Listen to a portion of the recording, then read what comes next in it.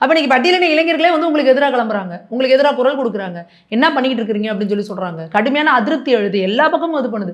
அது பாருங்க இன்னைக்கு எந்த லெவலுக்கு இறங்கி வந்துட்டாருன்னா, அவருக்கு யாரோ 2, 3 யூடியூப் சேனல்லாம் வந்து அவருக்கு ஃபேவரா போட்டிருப்பாங்க போல இருக்கு.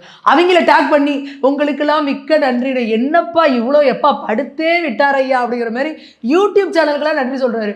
நீங்க ஆனா இவங்க சேனல் இதுல கட்சியில என்ன சொல்றாங்க பாருங்க. அவரு தங்க தமிழ்ச்செல்வன் அவரு.